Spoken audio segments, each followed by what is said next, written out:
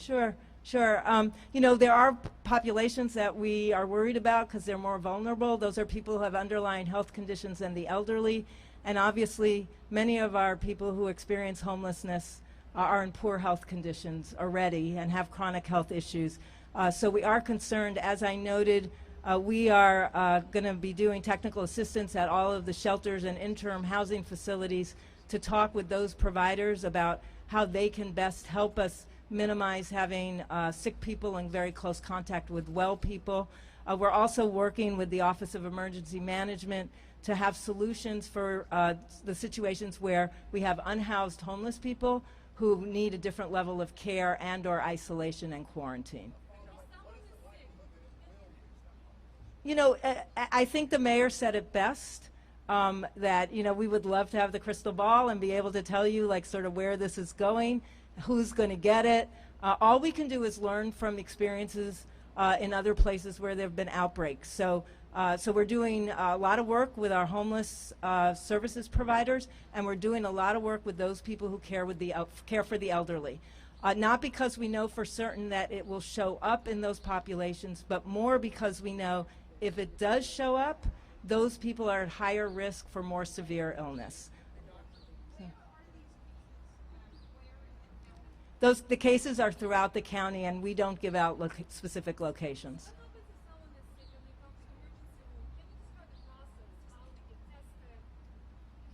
So remember that respiratory, there's a lot of different kinds of respiratory illness.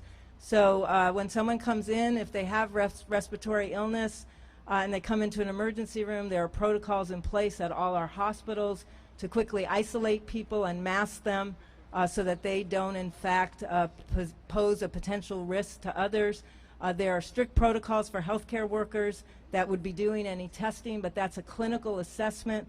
I want to be really clear, every single person with respiratory illness will not and does not need to be tested for novel coronavirus. There's a very small group of people for whom that test is appropriate. The vast majority of people who we have tested since January for novel coronavirus, actually up until yesterday, were all negative, and that was over 24 people. So the vast majority of people who even met the testing criteria were in fact negative.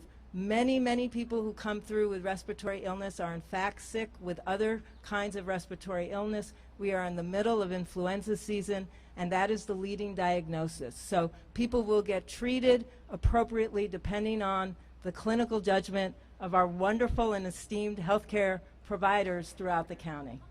So, you know what? We're gonna take one more call, and then Dr. Farrar will be available. I'll be available. Yes. Yes. So we have obviously done a briefing with the large venues. We have asked them to make sure that they too are well prepared and that they're making it easy for people to practice our public health hygiene. So right now, the most important thing is that there be good access for hand washing. If at any point we think that there's good reason for us to be worried about extensive community transmission, they have been alerted to the possibility that we may ask for modifications at large public events. This could be that games are played but there are no spectators. This could be that there are limits to how people are going to gather and at public events. But I want to reassure everyone, we are not there today. We don't have community transmission that we know about today. What this is a call for preparedness. No surprises. You know what you might do should we see an explosion of cases and we come back and we suggest that public health strategies would have us do more extreme measures of social distancing. Right now, the most important thing is for people to do what we know works. Stay home when you're sick, wash your hands frequently, avoid contact with other sick people, make sure that where you can, you are keeping your distance from people you don't know, and again, stay home when you're sick. Sick people make other people who are well sick.